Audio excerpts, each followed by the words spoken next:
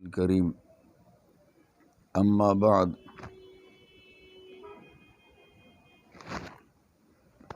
بخاری شریف کے اندر ایک روایت ہے، حضرت ابو الدرداء اور سلمان فارسی رضی اللہ تعالی عنہما، ان دونوں صحابہ کے درمیان میں حضور علیہ الصلاۃ والسلام نے بھائی چارہ کروایا تھا۔ جب مسلمانوں کی تعداد کم تھی تو اللہ تبارک و تعالیٰ کے نبی نے مکہ مکرمہ میں بھی بھائی چارہ کروایا تھا، پھر مدینے میں جا کر بھی بھائی چارہ کروایا تھا، اور اس کی وجہ یہ ہے کہ ہر ایک آدمی، اس کے رشتہ داروں میں سے کوئی زیادہ مسلمان نہیں ہوئے تھے، تو پورے خاندان میں گھرانے میں 2 آدمی مسلمان ہوئے یا 3 آدمی مسلمان ہوئے، موت کا پتہ نہیں چلتا، اچانک موت آ جاتی ہے تو پھر اس کے بعد مال وراثت کا رہ جاتا ہے کہ یہ وراثت کا مال بے جا نہ لگ جائے، ضائع نہ ہو جائے، اور یہ بندہ مر کر گناہگار نہ ہو جائے۔ تو اس کے لیے حضور علیہ السلام نے مکہ مکرمہ میں بھائی چارہ مقرر کیا تھا، اور مدینے میں بھی بھائی چارہ مقرر کیا تھا، اور یہ اصول پرانا ہے کہ کوئی مسلمان کافر کا وارث نہیں بن سکتا اور کوئی کافر مسلمان کا وارث بھی نہیں بن سکتا۔ جب یہ اصول پرانا ہے، پہلے دن سے ہے، پھر یہ ترتیب رکھی۔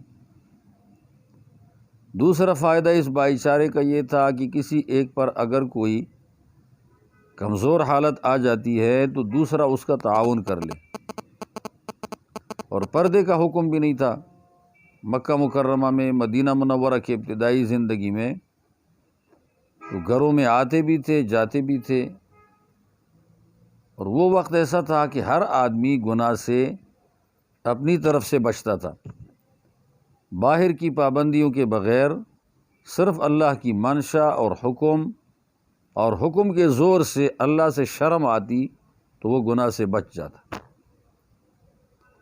یہ معاشرہ اور ماحول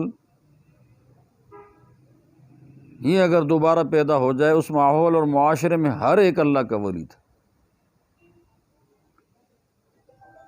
اب بہت سارے گناہ کو تو چھوڑ دیتے ہیں اور گناہ کرتے نہیں ہیں، لیکن اس وجہ سے نہیں کرتے کہ گناہ کا فی الحال موقع نہیں مل رہا۔ اگر ملے تو یہ گناہ کر لیں، کرنے میں شعر ہے، موقع کے نہ ملنے کی وجہ سے کوئی خفیہ موقع مل جائے گا تو کر لے گا۔ چوری ہوئی، برائی ہوئی، قتل ہو گیا، یا اور کوئی ایسا مسئلہ ہو گیا، وہاں ہر ایک آدمی صرف اپنی رغبت اور خوشی کی وجہ سے گناہوں کو چھوڑتا تھا اور نیکیوں کو کرتا تھا۔ یعنی آپ یوں سمجھے کہ اس وقت نفس بھی مسلمان تھا، نفس بھی تابع فرمان تھا، خواہشات نفسانی مغلوب، جائز درجے میں پورا کرنے کی اجازت ہے تو اس کو پورا کر رہے ہیں، ناجائز کی طرف کوئی قدم بڑھاتا نہیں تھا۔ تو یہ دوسرا فائدہ ہوا کہ ایک دوسرے کی نگرانی کریں گے، غمی خوشی میں شرکت کریں گے، ایک دوسرے کے حال احوال پوچھیں گے۔ تیسرا فائدہ اس کا یہ تھا کہ کار خیر کے اندر معاون ہوگا۔ وہ ایسا ہوگا کہ مثلا دین سیکھ رہے ہیں تو ایک آدمی ایک دن جائے حضور علیہ الصلاۃ والسلام کی مجلس میں بیٹھ کر دین سیکھے، اور دوسرا آدمی اس کے گھر میں پیچھے کام کرے، اس کی بکریاں بھی سنبھالے، اپنی بھی سنبھالے، اس کا باغ بھی، اس کی رکھوالی کرے، اپنے باغ کی بھی کرے،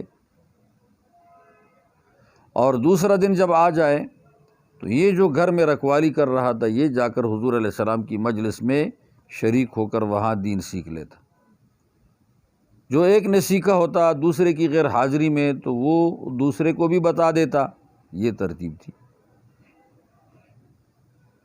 اسی وجہ سے ہر ایک صحابی جو حضور علیہ الصلاۃ والسلام سے سن چکا تھا وہ بھی، اور جو حضور علیہ السلام سے نہ سن سکا لیکن اپنے جو دوسرا بھائی تھا بھائی چارے کے اندر، اس سے سیکھ لیتا تھا، اور ساری ترتیب سے واقفیت ہو جاتی۔ معلومات کرتے کہ آج کیا ہوا ہے، نئی بات کون سی ہے، آپ بتاؤ کون سے دشمن کی طرف سے حملے کا خطرہ ہے، کیا ترتیب بنی ہے، کون سا حکم نیا آیا ہے۔ تو حضرت عمر رضی اللہ تعالیٰ عنہ کی عتبان ابن مالک انصاری کے ساتھ مدینہ منورہ میں بھائی چارہ طے ہوا تھا۔ یہ تیسرا فائدہ ہو گیا۔ چوتھا فائدہ یہ ہے کہ غیر کے شر سے اپنے کو بچانا، اپنے دوست کو بچانا۔ منافقین لگے رہتے تھے، یہودی لگے رہتے تھے، مسلمانوں کو خراب کرنے کے لیے مختلف قسم کی اسکیمیں ہوتی۔ تو یہ مسلمان ان مسلمانوں کو اپنے بھائی چارے کے اندر جو بھائی ہے اس کو بچانے کے لیے فکر مند ہوتا ہے کہ کہیں ان کے شکار میں نہ آئے، شکنجے میں نہ آئے، بدل نہ جائے، ریورس نہ ہو جائے۔ اس لیے وہ روحانی ترقی کا زمانہ تھا، جو ایک بار ترقی پا لیتا تھا تو دوبارہ واپسی اس کی ترقی سے ریورس نہیں ہوتا تھا، بلکہ پختہ ہوتا رہتا تھا۔ یہ بھائی چارے کے فوائد تھے۔ بعد میں ہر مسلمان کے کچھ رشتہ دار مسلمان ہو گئے، مثلا میاں بیوی مسلمان ہو گئے تو اب بیوی کو میراث کا حق ملنا چاہیے شوہر کے مرنے کے ساتھ۔ باپ بیٹا مسلمان ہو گئے تو باپ کو بھی مل جاتا ہے، بیٹا اگر مر گیا یا باپ مر گیا تو بیٹے کو مل جاتا ہے۔ اسلام کافی پھیل گیا، گھرانوں میں عام ہو گیا۔ تو اللہ تعالیٰ نے یہ بھائی چارے کی بنیاد پر یہ جو میراث کی تقسیم کا مسئلہ تھا اسے ختم کر دیا۔ اب میراث رشتے کی بنیاد پر تقسیم ہونے لگا، لیکن اس میں بھی کبھی کبھی زیادتی کمی ہو جاتی۔ مثلا کچھ رشتہ داروں کے لیے حصے مقرر تھے اور کچھ رشتہ داروں کے لیے وہ جو مرنے والا بیمار آدمی ہوتا وہ وصیت کرتا، مثلا ماں باپ کے لیے وصیت کرتا۔ اب کبھی ماں کے لیے بہت زیادہ کر لیتا، باپ کے لیے نہ کرتا، گناہ گار ہو کر مر جاتا۔ کبھی باپ کے لیے کر لیتا، ماں کے لیے نہ کرتا تو گناہ گار ہو کر مر جاتا۔ تو اللہ تعالیٰ نے وہ بھی ختم کر دیا ہے کہ ہم میراث کے تمام حصوں کو تمہارے اختیار پر نہیں چھوڑتے، اس لیے کہ مالی معاملات میں تم حقوق العباد کے گناہ گار ہو کر مر جاؤ گے، رنگے ہاتھوں گرفتار ہو کر خدا کے پاس جاؤ گے۔ یہ بات بری ہے، اس لیے سارے حصے اللہ نے اپنے ذمے لگا لیے کہ اب میں طے کروں گا۔ اب ہر ایک وارث کا میراث اللہ نے طے کر دیا کہ تم اس کی پابندی کرو۔ پابندی نہ کرنے کا گناہ تمہیں ہوگا، لیکن حکم تو آ چکا ہے، رہنمائی مل گئی ہے، اب اس رہنمائی کی پابندی کرنی ہوگی۔ یہ ابو الدرداء اور سلمان فارسی آپس میں یہ بھائی چارے میں شریک تھے۔ تو سلمان رضی اللہ تعالیٰ عنہ آ گئے ابو الدرداء کے پاس، اور ابو الدرداء کے پاس جب آ گئے تو دیکھ لیا کہ اس کی بیوی کوئی صاف ستھری نہیں ہے، اور اس کی بیوی ایسی ہے برا دیاڑ، کپڑے پھٹے پرانے کپڑے اور دھلے نہیں ہیں، اور ساتھ ہی بعض اوقات دیکھو نا بال صاف نہیں کیے ہوئے ہوتے، تو اندازہ لگ جاتا ہے کہ اس عورت کے ساتھ اس کے شوہر کچھ تعلق کم رکھ رہا ہے۔ تو سلمان نے کہا اس کی بیوی سے کہ آپ کو کیا ہوا؟ وہ بیوی بھی اس کی بہت بڑی زبردست عالمہ تھی، حجیمہ اس کا نام تھا، حجیمہ یہ صحابیہ تھی، اور وہ فقیہ تھی، یعنی فتویٰ دے سکتی تھی، زنانہ ذات ہے لیکن فتویٰ بھی دے سکتی ہے۔ مرد تو بہت سارے فتوے والے تھے لیکن عورتوں میں سے یہ بھی فتوے والی تھی۔ وکانت فقیہۃ، یہ سمجھدار عورت تھی بہت زیادہ۔ تو اس نے کہا کہ آپ برا دیاڑ کیوں ہو، بدحال کیوں ہو؟ اس نے بتا دیا کہ آپ کا جو بھائی ہے اس کو میرے بارے میں کوئی ایسی رغبت نہیں ہے، یعنی ہمارے گھریلو امور میں وہ توجہ کم دیتا ہے، بس جی روزہ ہے، عبادت ہے، تہجد ہے، تلاوت قرآن مجید ہے۔ اس نے اس کو سمجھانے کے لیے طے کر دیا۔ بہترین دوست وہ ہے جو وقت کا حکم کسی کو سمجھا دے، اور بہترین دوست وہ ہے جو اس دوست کے حکم کو جو سمجھایا گیا ہے اس کو مان بھی لے اور سن بھی لے اور سمجھ بھی جائے۔ اور یہ بڑا تحفہ ہے کہ کسی آدمی کو کوئی غلط بات ہے اس سے بچاؤ، یا کسی آدمی کو کوئی اچھی بات ہے یا اچھا کام ہے اس پہ لگاؤ۔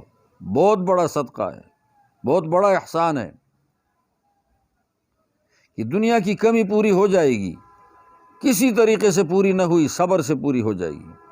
یہ دنیا کی کمی صبر سے پوری ہو جاتی ہے، لیکن جو آخرت کی کمی ہے وہ پوری نہیں ہو سکتی۔ یہاں سے ادھورا چلا گیا تو بس اب ساری زندگی پریشان اور مشکل میں ہوگا۔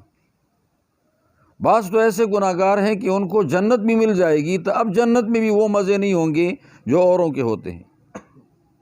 گو کہ اس کی اپنی جنت میں اس کو مزہ تو آئے گا، لیکن دوسروں کی جنت میں بعض مزے ایسے ہوں گے جو اس کی جنت میں نہیں ہوں گے۔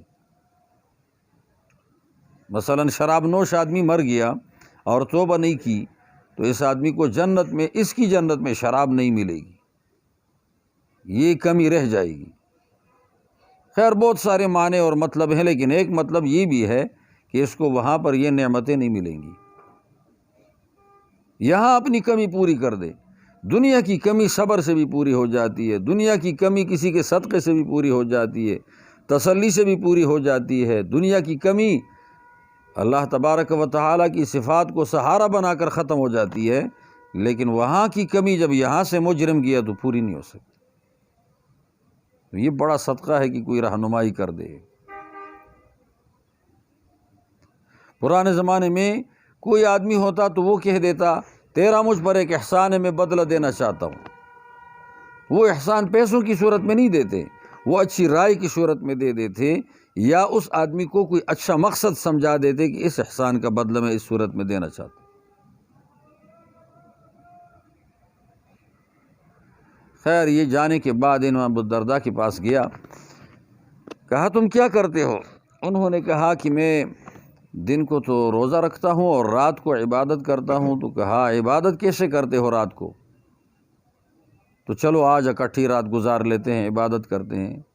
ابو الدرداء کی عبادت شروع ہو گئی، وہ تھوڑی دیر نوافل پڑھ لیتے ہیں، تلاوت قرآن مجید اس میں کر لیتے ہیں، اور نوافل میں بہت بڑا مزہ آتا ہے قرآن مجید کا عام تلاوت سے، بہت بڑا مزہ آ جاتا ہے، کیونکہ اللہ کے سامنے کھڑا ہے، باوضو کھڑا ہے، نفل میں کھڑا ہے، قبلہ رخ ہو کر کھڑا ہے، دنیا سے تعلقات توڑ کر کھڑا ہے، موبائل اگر کسی کا بجتا ہے خاموش کر دیا ہے تو کسی کی فکر نہیں ہے۔ اور یہ بہت اچھی عادت ہے کہ حافظ نمازوں میں، نفل نمازوں میں قرآن مجید پڑھے۔ تو تھوڑی دیر نماز پڑھ کے پھر اس کے بعد سو گئے، تھوڑی سی نیند کر کے پھر اٹھ گئے، پھر نماز ادا کر دی۔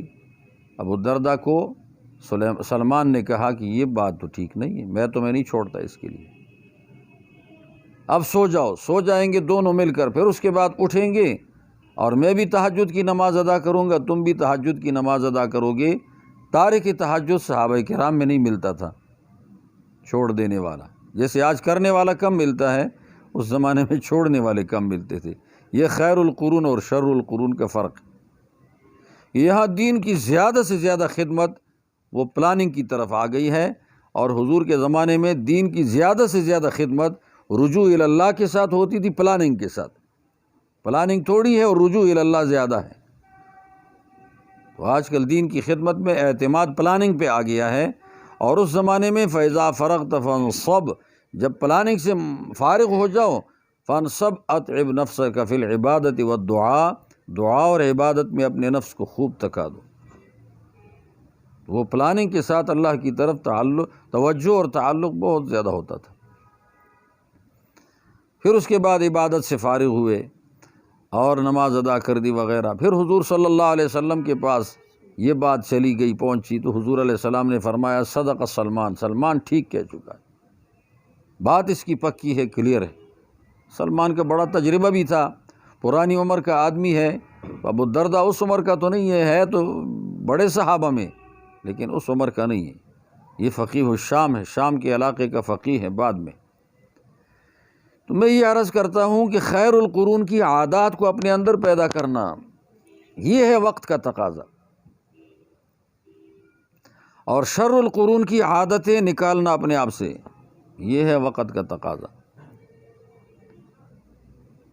یہ عادات ایک فتویٰ ہے، اس کے مطابق تو علماء دیں گے اور لوگ چلیں گے، باریکیاں علماء کو معلوم ہوتی ہے، کسی اللہ کے حکم کا تہ ان کو معلوم ہوتا ہے، وہ پڑھتے رہتے ہیں مختلف کتابوں میں، اس میں تو عوام کو کوئی چیز رائے کے ساتھ لڑانے کی ضرورت نہیں ہے اور گنجائش بھی نہیں ہے، وہ تو مان کے چلیں گے، اسی کے مطابق چلیں گے۔ خاص کر نئے نئے جو مسائل پیش آتے ہیں وہ اس کے متعلق جو حکم ہے قرآن مجید حدیث میں، اسے واضح کرنا عوام کا کام نہیں، علماء کا کام ہے۔ اور جب عوام رائے ماریں گے تو یہ عمل سے محروم ہو جائیں گے۔ رائے بالکل نہ ماری جائے، جو علماء بتاتے ہیں بڑے علماء، تو بس وہ بات ہے، وہ آخری سمجھ کر اس کو ماننا شروع کر دیں۔ رائے ماریں گے تو پھر عمل سے محروم رہ جائیں گے، پھر یہ عمل نہیں کر سکے گا اس بات پہ، اسے مذاق سمجھے گا۔ ایک دن ایک مولوی صاحب کے ساتھ بات چیت ہوئی، وہ پڑھا ہوا تھا، رائے گنج میں پڑھا ہوا تھا، تو وہ کہہ رہا تھا یہ ووٹ دینے کی تو کوئی ضرورت نہیں ہے، ویسے بھی ایک مستنبت مسئلہ ہے، منسوخ نہیں ہے، مستنبت ہے۔ یہ بات اس نے کر دی۔ میں نے اس کو کہا کہ یہ تو بہت سارے مسائل مستنبت ہے، تقریباً مستنبت دین جو موجود ہے وہ تو تہائی سے زیادہ ہے، آدھا دین تو مستنبت ہے۔ مستنبت کا مطلب قرآن مجید کی آیت کا اشارہ ہے یا حدیث کا اشارہ ہے، وہ جو صراحتاً ہے وہ تو آدھا ہے، اور اشارہ ہے تو آدھا اور ہے۔ یہ تو آپ آدھے دین کو ٹھکرا رہے ہو، پورا آدھا دین اسے حذف کر دیتے ہو، یہ تو غلط بات ہے۔ یہ مستنبت کسی آدمی نے اپنے پیٹ سے نہیں لایا یا اپنے باپ سے نہیں لایا، یا کسی آدمی نے اپنی رائے ایسی تیار نہیں کی کہ بیٹھا ہوا تھا اور ایک رائے تیار کی اور سٹ ماری جسے کہتے ہیں۔ ہمارے استاد ایسی باتوں کو کہتے ہیں کڈ ماری، تو کڈ ماری والی بات نہیں تھی، وہ تو باقاعدہ قرآن سے اور حدیث سے نکالتے تھے۔ امام ابو حنیفہ نے اس کی ضمانت لی ہے، وہ چاروں امام جو کچھ بات بتاتے تھے تو وہ دلیل کی ضمانت پیش کرتے تھے، گارنٹی کی باتیں ہیں۔ کڈ ماری میں گارنٹی نہیں ہوتی، لوکل بات ہوتی ہے۔ تو میں نے کہا یار یہ تو نے لوکل سمجھا ہے، یہ بات لوکل نہیں ہے، تو پکا مذہب ہے، اس پر تو نے عمل کرنا ہے۔ خیر بات چیت اس طرح ہوئی، وہ آمادہ تو ہو گیا اس بات کی طرف، لیکن جب کوئی آدمی وہ منکر ہو جاتا ہے یا انکاری اور رائے مارنا شروع کر دیتا ہے، وہ عمل سے پھر محروم ہو جاتا ہے، وہ اس پہ عمل نہیں کر سکتا، پھر اس کو کنز الدقائق پڑھانا فضول ہے۔ اگر آپ کو یہ چیزیں مستنبت دین معلوم نہیں ہو رہا ہے، کنز کیوں پڑھتے ہو؟ ہدایہ کیوں پڑھتے ہو؟ شروقایہ کیوں پڑھتے ہو؟ پھر کتاب سے فتویٰ کیوں دیتے ہو؟ وہی تو اشارے تھے، اور اشاروں کو وہ لوگ سمجھتے ہیں جو لوگ کسی بڑی ہستی کے قریبی ہوتے ہیں، وہ زیادہ بولتا نہیں ہے، اب اس کے اشارے ہیں اس کے کلام میں، تو اشاروں کو وہ سمجھتا ہے، اجنبی آدمی بیگانہ اشاروں کو نہیں سمجھتا۔ علماء ہیں، ان کو لگاؤ ہے قرآن سے حدیث سے، یہ ان اشاروں کو سمجھ جاتے ہیں کہ اس سے گرامر کیا اشارہ کر رہی ہے، حدیث سے کیا اشارہ ہو رہا ہے قرآن مجید کی تشریح میں، اور حدیث سے حدیث کی تشریح میں کیا اشارہ ہو رہا ہے، کہاں تک یہ مطلب متعین کیا جا رہا۔ وہ یہ سوچتے ہیں۔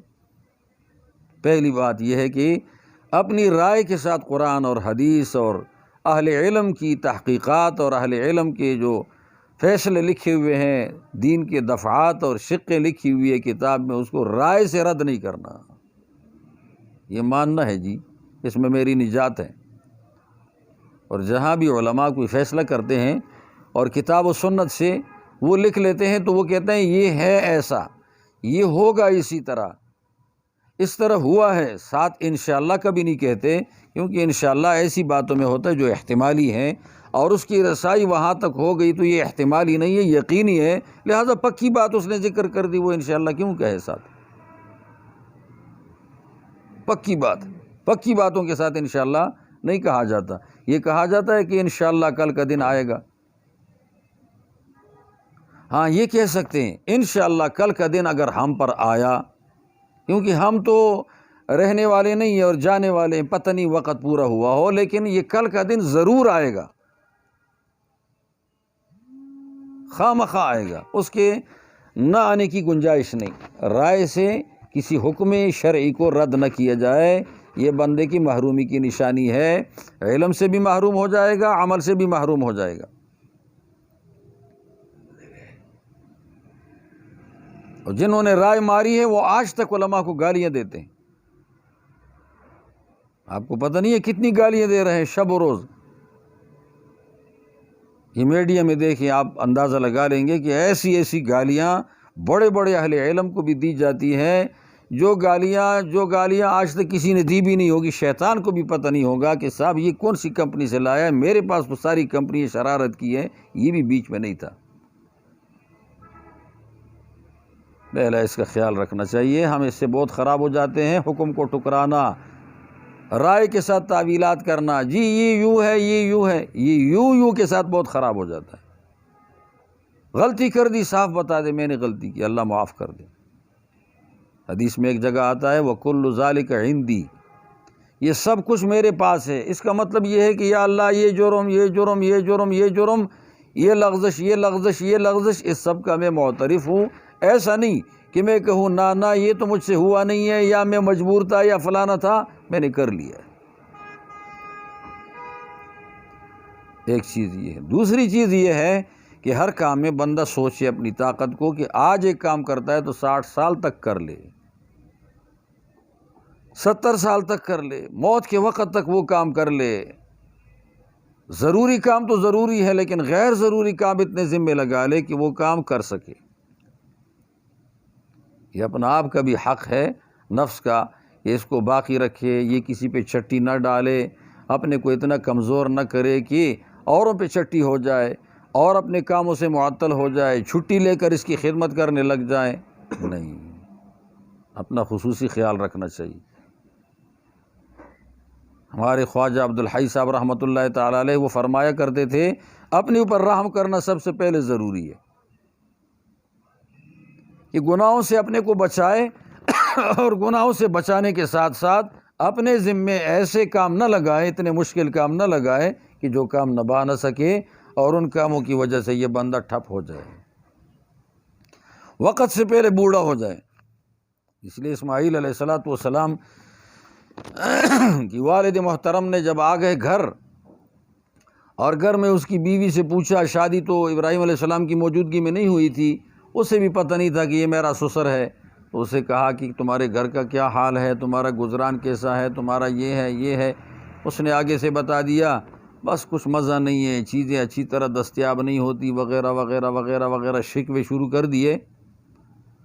تو انہوں نے پھر کہا کہ جب تیرا شوہر آ جائے اس کو کہو کہ ایک بڑی میاں آئے تھے اور اس نے یہ کہا تھا کہ اپنے چوکھٹ کو بدل دو، بس اتنا ہی کہا تھا، اور چلے گئے۔ وہ چوکھٹ بدل دو، بیٹا جب آ گیا اس نے انوارات سے لگا لیا ہے کہ کچھ انوارات آج اور ہیں، کوئی نورانی ہستی آئی ہوئی ہے، بارونق ہستی آئی ہوئی ہے۔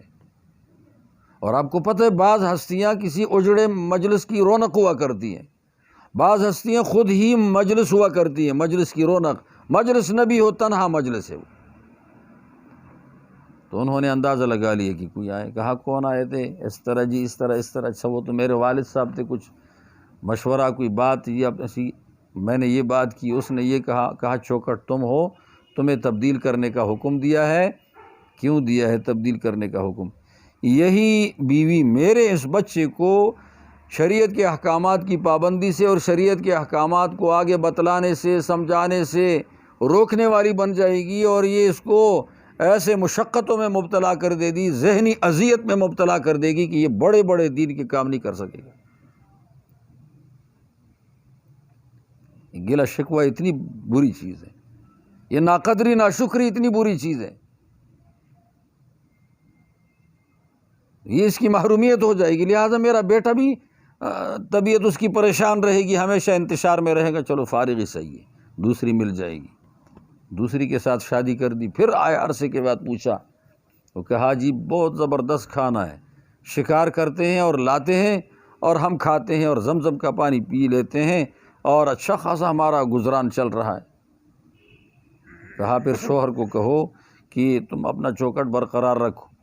یہ شکر کرنے والی بیوی، قدر کرنے والی بیوی، یہ بیٹے کے لیے ناسور نہیں بنے گی، یہ بیٹے کے لیے راحت بن جائے گی اور معاون بنے گی، تو یہ میرا بیٹا وقت سے قبل معذور نہیں ہوگا، مشکل میں نہیں پڑے گا، یہ راحتوں میں ہوگا۔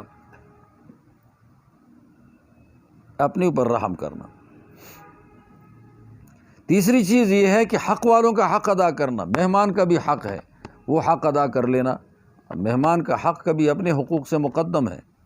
طبیعت چاہتی ہے کہ میں روزہ رکھوں، مہمان کہتا ہے کہ میں آیا ہوا ہوں، آپ میری موجودگی میں کھانا کھا لو، اور میں تب کھاؤں گا جب آپ کھاؤ گے دوپہر کا کھانا، یہ نفلی روزہ توڑ کر کھانا کھا لے، بعد میں قضا رکھ لے، مہمان کا اتنا اچھا حق ہے،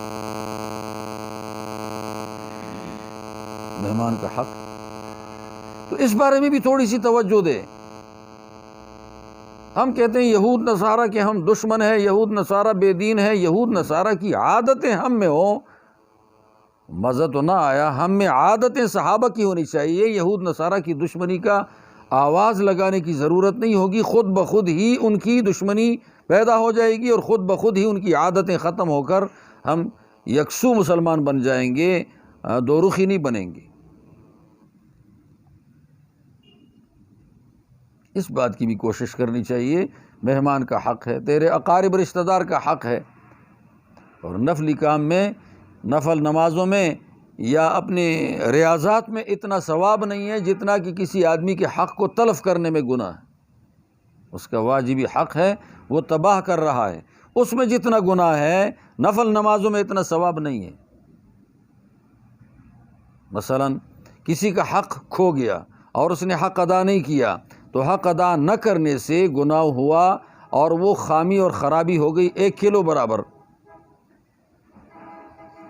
اور نفل ادا کر رہا ہے تو نفل کے اندر فائدہ ہو گیا آدھے چٹانک برابر۔ مثال بتاتا ہوں، کیونکہ نفل تو غیر ضروری ہے، اب یہ آدھا چٹانک 1 کلو کی جگہ کو پر تو نہیں کر سکتا، وہ 1 کلو خرابی جو اس کے اندر آ گئی وہ تو رہی، یہ چٹانک فائدہ ہو گیا، تو بجائے اس کے ایسا کیوں نہیں کرتا کہ وہ چٹانک بھی تو ادا کر لے، ٹھیک ہے، اس سے روکنا نہیں چاہیے، خاص کر ایسے لوگوں کو جو زیادہ کسی کو چھیڑتے رہتے ہیں، ان کو زیادہ لگاؤ نفل نمازوں پہ، یہ بڈھی عورتیں زیادہ چھیڑتی ہیں گھروں میں، یا بوڑھے مرد ہوتے ہیں زیادہ چھیڑتے رہتے ہیں، ان کو کہو فلانے نفل میں اتنا ثواب ہے، فلانے میں اتنا ثواب ہے، فلانے میں اتنا ثواب ہے، اس طرح پڑھو، آیت الکرسی میں یہ ہے، سورۃ مزمل میں یہ ہے، سورہ یاسین میں یہ ہے، سورۃ کہف میں یہ ہے، یہ پڑھو پڑھو پڑھو پڑھو، لگا لیا، ان کا منہ بچ گیا، اوروں کو اذیت سے حفاظت ہو گئی، فائدہ ہے، لیکن بڑی چیز ہے حق ادا کرنا،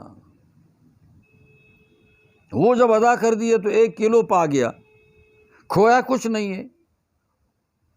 جبکہ ہمارے مسلمان آج کل زیادہ توجہ دے دیتے ہیں اس کام کی طرف جو کم ثواب رکھتا ہے، اور اس کی طرف توجہ ہی نہیں ہے جو اتنا بڑا نقصان کر دیتے ہیں، اور ہماری خیروں میں اور نیکیوں میں اتنا بڑا سوراخ نکل آتا ہے، اور وہ پھر ٹاکی لگانی مشکل ہو جاتی ہے۔ تو گناہ کی ٹاکی تو توبے سے ہوگی، گناہ کی ٹاکی تو نوافل سے پوری نہیں ہوگی، گناہ کی وہ جو ٹاکی آ گئی ہے اچھائی میں، وہ تو توبے سے ہوگی، معافی سے ہوگی، معذرت سے ہوگی، اور بہتر بندہ تو وہ ہے معذرت کر لے لیکن پلاننگ اچھی بنائے، ترتیب اچھی بنائے، اچھائی میں لگا رہے، مصروف رکھے، حقوق ادا کر دے، لوگوں کے حقوق ہیں وہ ادا کر دے جو ذمے اللہ نے لگائے، اس کی ادائیگی کی فکر کرے۔ سلمان اور ابو الدرداء دونوں کے واقعہ میں یہ سبق ہمیں مل گیا کہ بیوی کا بھی حق ہے، لیکن ایسا نہیں ہے کہ بیوی کا حق ہے تو سارا شوہر ہی ہڑپ کر جائے، اس کی صحت کھو جائے، اس کی زندگی کھو جائے، اس کو نزلہ لگوا کر، اس کو کمزور کر کے، اس کو مطلب یہ صحت کھو کر وہ بیچارے کو اپاہج لنگڑا کر دیا جائے۔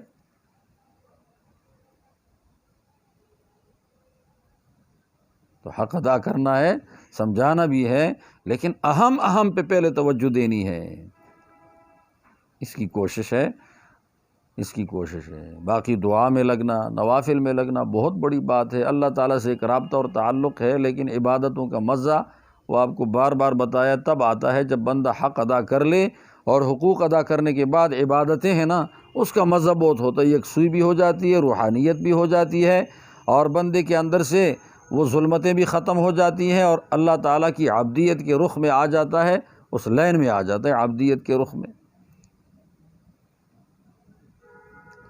زار سلمان و ابو الدرداء، ابو الدرداء کی زیارت کر دی سلمان فارسی نے، اور یہ قصہ سامنے آ گیا، یہ حقوق ادا کرنا بہت اولا اور افضل چیز ہے ریاضتوں سے اور ذاتی مجاہدات سے۔ اب ایک باپ بیچارہ مزدوری کر رہا ہے، اور اس کے ہاتھ اور اس کے پیر اس سے کیا کچھ ہو چکا ہے، پھٹے، اور اس کا پیر اور کسی جانور کا پیر برابر ہو گیا ہے، اور یہ بیٹا کہتا ہے جی میں تو نوافل ادا کر رہا ہوں، تو تیرے لیے سب سے بہتر یہ ہے کہ تو فرائض کے بعد اپنے باپ کا معاون بن کر اس کو پیسے کما کر دے دو تاکہ اس کی روزی، وہ مزدوری وہ نہ کرے، تم کر لو۔ عرصہ ہو گیا داڑھی سفید کر دی تیری خدمت میں، آج تو اپنی داڑھی سفید کر دے باپ کی خدمت میں، ماں کی خدمت میں۔ یہ کوشش کر دے۔ اللہ تعالی ہم سب کو توفیق عطا فرمائے۔ ابو الدرداء اور سلمان فارسی کی آپس میں زیارت، بھائی چارے کی وجوہات، یہ آپ کو سمجھ آ جائے گی۔ کچھ علمی باتیں ہیں اور کچھ میں آپ کو عرض کر دیتا ہوں نا کہ میں ایسی باتیں آپ کو کر لوں جو حدودی شریعت سے ادھر ادھر ہو اور بڑے جذبات ہوں، آپ ایک دم ابھر جائیں، ابھار پیدا ہو جائے، لیکن قرار نہ ہو تو فائدہ نہیں ہوگا۔ یہ ابھار کے ساتھ قرار ہے۔ کبھی ابھار ہوتا ہے نا، قرار پھر نہیں ہوتا، وہ آدمی بے قابو ہو جاتا ہے۔ نشے میں کتنا ابھار ہے لیکن بے قابو ہے نا، وہ بے قابو ابھار ہے۔ لیکن حلال کا کھانا کھایا، اس میں ابھار ہے، اور ابھار کے ساتھ ساتھ قرار بھی موجود ہے، پھر طغیانی نہیں ہوگی اس میں۔ یہ کوشش کر لیں۔ میں نے آپ کو بتایا تھا نا، ایک واز ہوتا ہے پیپسی کا، ایک واز ہوتا ہے پانی کا۔ تو پیپسی کے واز میں غیر ضروری چیزیں ساری، اور پانی کے واز میں سب ضروری ہے، اور ضرورت پانی کی ہے، پیپسی کی اتنی ضرورت نہیں ہے، کوکا کولا کی ضرورت نہیں ہے، اسی طرح سیون اپ کی ضرورت نہیں، وہ تو ایک ٹس ہو جاتا ہے بس ختم جی، اس سے تو پیاس بھی ختم نہیں ہوتی، خواہ مخواہ اندر ایک ملبہ چلا گیا، اور ہو سکتا ہے کہ اندر کچھ تراش کے خراب بھی کر دے، اور ہو سکتا ہے زکام بھی لگ جائے، نزلہ بھی لگ جائے، اور مصیبتیں لگ جائے، گلے کے اندر سوجن پیدا ہو جائے۔ ہمارا تو ایک دم ہو جاتا ہے سوجن، اور پانی سے سوجن پیدا نہیں ہوتا۔ تو پانی والی واز بہت اچھا واز ہے، اور پیپسی والا، کوکا کولا والا یہ اتنا اچھا نہیں ہے، اس میں ابھار بہت زیادہ ہے، ٹس موجود ہے لیکن آگے قرار نہیں ہے، اس کا ریئیکشن زیادہ ہے۔ سبحان ربک رب العزت عما